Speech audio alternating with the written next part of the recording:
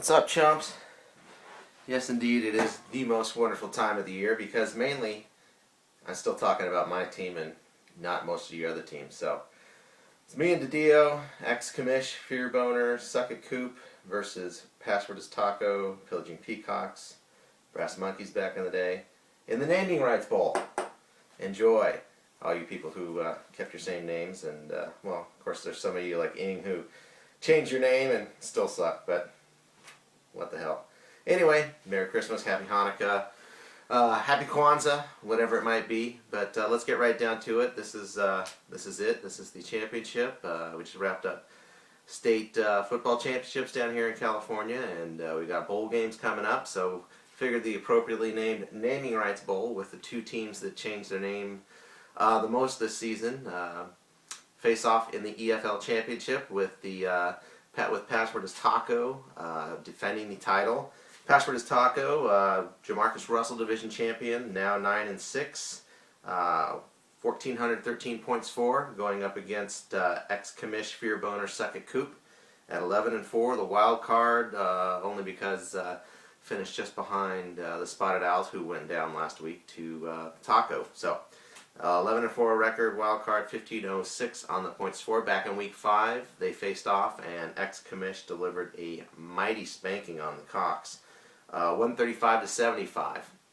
At the time, that put the Cox to a 1-4 record, and I believe that might have been one of the main things that spurred the whole get rid of this name and find some new mojo. And with Password is Taco, and things have turned around in the playoffs and the championship. There you have it. So let's get right down to it with position by position and points by points. And first off, quarterback. Tony Romo, a nightmare at times, a freaking god at other times, and obviously this week I'm hoping that he is a god. He's got a good matchup against New Orleans. They should be throwing the ball and having a big shootout there in Dallas. So I'm looking for about 25 out of Romo. On the other side of the coin, Peyton Manning playing against Cleveland. Cleveland's secondary is decent, but Peyton Manning's been outstanding. He's going to most likely win the comeback player of the year, unless that's, of course, Adrian Peterson. We'll get to that in a second. But I see Manning with a bigger game at 28 points. So a slight edge to Suck It Coop, Fear Boner, on that one, ex-commish. Moving to the running backs, Adrian Peterson at Houston. I mean, Houston's been outstanding, but Peterson has been beyond that. I mean, he's on pace. He's on pace to break the all-time rushing mark of over 2,100 yards that Chris Johnson set back before he was worthless.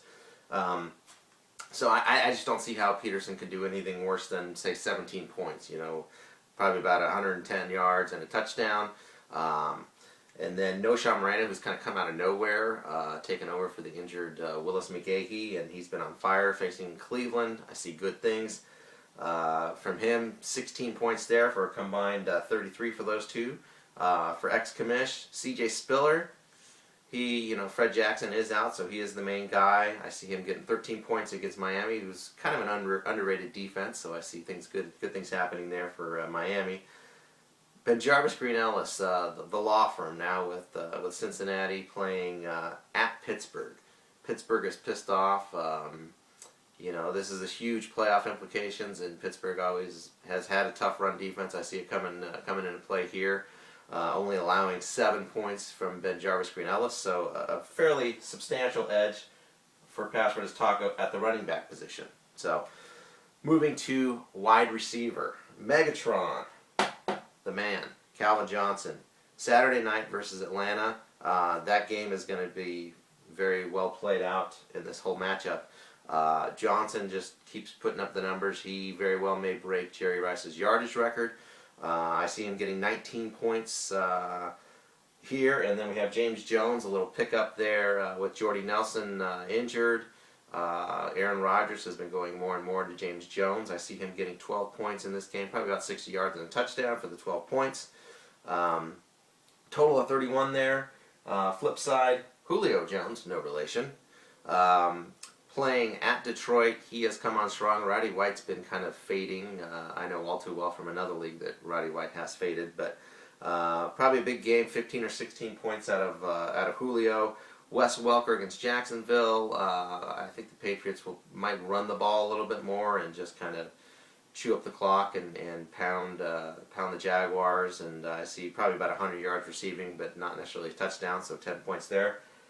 Another slight edge here for Passport is Taco.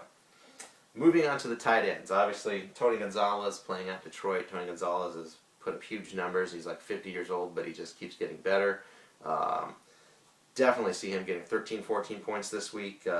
Kyle Rudolph, man, that guy, he's had great games, twice I think, and just a lot of crap, a lot of stinkers. So, but the reasoning here, there's a couple reasons.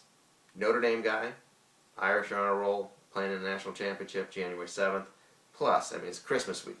You got to go with Rudolph, right? Right? Santa went with Rudolph, so Passport is Taco's going with Rudolph. Still, the edge goes to ex-commish with Tony Gonzalez. Moving on to the always important kickers. Matt Bryant and Jason Hanson going head-to-head in Detroit. It's kind of a coin flip there. I'd just say probably the winner of the game, I think, is going to be Atlanta, so very, very slight edge. I'm not even going to circle it. It's such a slight edge, maybe 12 to 11 or something there. So now, finally, defense. Broncos have been just outstanding on defense all year. They're playing Cleveland, who, I don't know. Brandon Whedon's come on fairly decent, and Trent Richardson's been doing quite well. So they got a little bit of a load to handle there, but I still think the Broncos come up with sacks, a couple turnovers, maybe a defensive touchdown, come up with, I say, 19 points for the defense. Panthers at home against Oakland. Oakland last week pitched a shutout against the Chiefs. Chiefs blow, but they couldn't even get in the end zone against the Chiefs. So I see good things. The Panthers had a great defensive effort against San Diego last week, so I look for them to continue that. Definitely not going to be as strong as the Broncos, but still going to be putting up enough points to be worthy of consideration for what we're talking about here. So when I add them all up, here's what I see. With Romo hanging tight with Manning, and then you have the always important running back and wide receiver positions, I think, with edges going to Passport is Taco. I'm going with Passport is Taco at 124 to ex-commish at 118. It's going to be a shootout. We know that. I think that. I guess I don't know that, but I think it's going to be a shootout. Should be a fun weekend. Watching the games, getting ready for Christmas. Enjoy it, and suck it.